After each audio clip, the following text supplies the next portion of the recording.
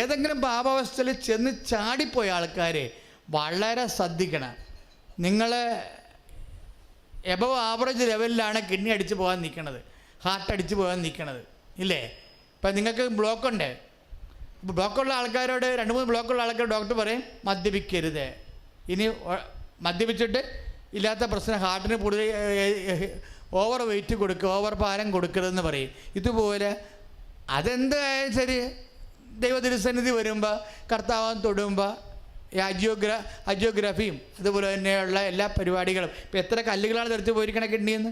Pancreas എന്ന് വരെ കല്ല് പോയില്ലേ?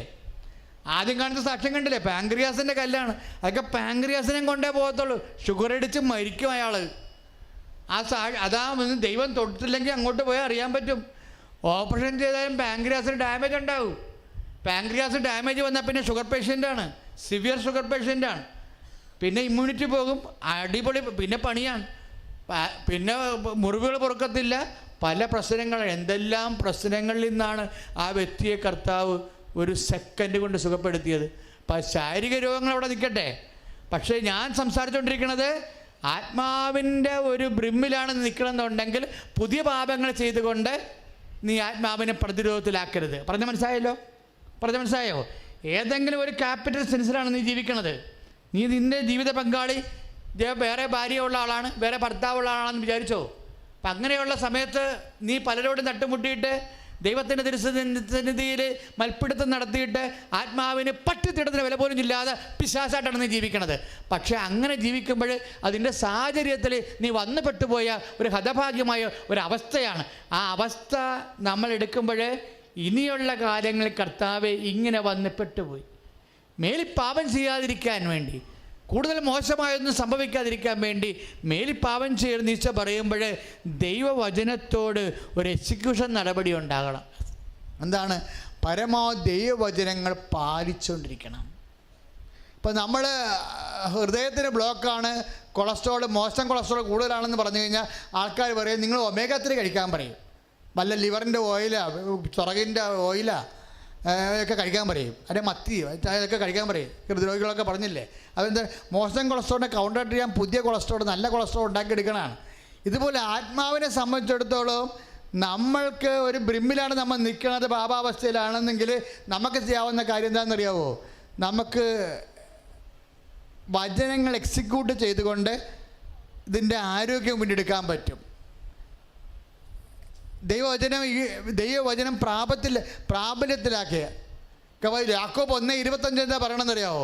അതായത് കേട്ടത് മറക്കാനല്ല പ്രാവർത്തികമാക്കാനാണ്, പ്രാവർത്തികമാക്കിയ അനുഗ്രഹം ലഭിക്കുമെന്ന്. കൈ അടിച്ച് കർത്താൻ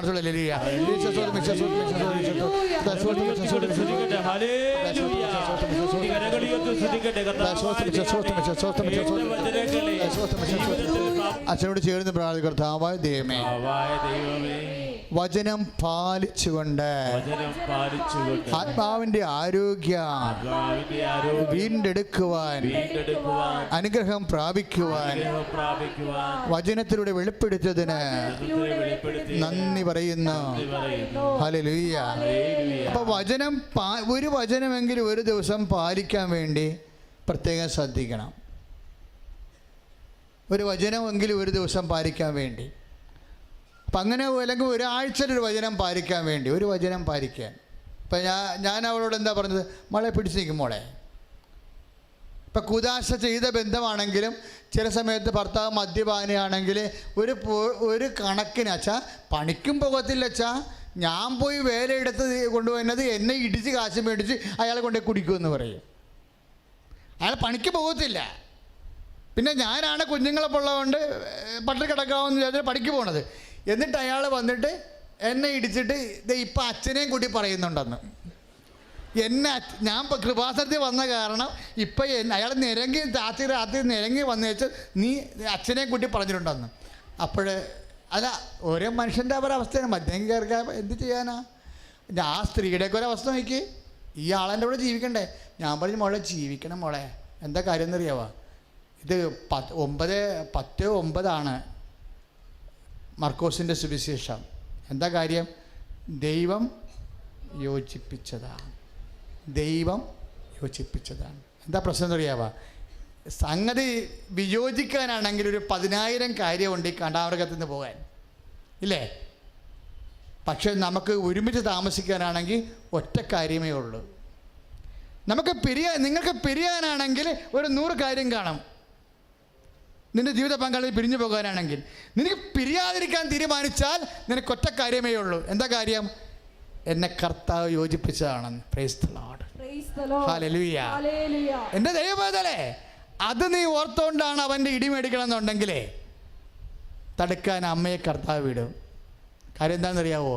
എൻ്റെ മകളാണെന്ന് അമ്മ പറയും, എൻ്റെ മകനാണെന്ന്. എന്താ കാര്യം? വചനത്തിന് വേണ്ടി ജീവിക്കുകയാണ്. നമുക്കൊന്നും കിട്ടിയില്ല ഇങ്ങോട്ട്. നമ്മളെ രാജക പുരോഹിതഗണമായി ബലിയർപ്പിച്ചുകൊണ്ടിരിക്കുകയാണ്, അല്ലേ? ബലിയർപ്പിച്ചുകൊണ്ടിരിക്കുക. അതാ ബലിയില്ലേ, ആ നീ കുടുംബജീവിതം അനുഭവിക്കുന്ന ബലിയില്ലേ, അത് 1 പത്രോസിൻ്റെ 5:2-5-9 1 പത്രോസ് 2:5 1 പത്രോസ് 2:9. എന്താ കാര്യം? നിൻ്റെ ബലി രാജ്യ പുരോഹിത ഗണമെന്ന രീതിയിൽ പൗരോഹിത്യത്തിനടുത്ത ബലിയാണ് നീ അർപ്പിക്കേണ്ടത് കുടുംബത്തിൽ. ആ ബലി അർപ്പിക്കുമ്പോൾ കർത്താവിൻ്റെ നാമത്തിൽ അത് കാഴ്ചവെക്കുമ്പോൾ കാസായാലും പിലാസയിലേക്ക് പരിശുദ്ധാത്മാവ് ഇറങ്ങി വരണ പോലെ ദൈവത്തിൻ്റെ ശക്തി നിന്നിലേക്ക് ഇറങ്ങി വരും. നിന്നിലേക്ക് ഇറങ്ങി വരുമ്പോൾ അതിനെ പ്രതിരോധിക്കാനുള്ള സർപ്പങ്ങളെ കയ്യിലെടുക്കും. മാർഗമായി എന്ത് കഴിച്ചാലും ഒരു ഉപദ്രവം ഉണ്ടാക്കാത്ത, ഉപദ്രവം എന്തുണ്ടായാലും ഉപദ്രവം ഉണ്ടെന്ന് അറിയാത്ത ലൂക്ക 10:19 നീ സർപ്പത്തിൻ്റെ മേൽ ചവിട്ട് നടക്കാൻ ഞാൻ നിനക്ക് അധികാരം നൽകുന്ന അധികാര അഭിഷേകം മേടിക്കുമ്പോൾ നീ അധികാര അഭിഷേകമുള്ള രാജക പുരോഹിതനായി കർത്താവ് നിന്നെ മാറ്റിക്കൊണ്ടിരിക്കുകയാണ്. ഇഹത്തിൽ മാത്രമല്ല മക്കളെ, അത് പരത്തിൽ നിന്ന് പരിക്കും. കൈ അടിച്ച് കർത്താവ്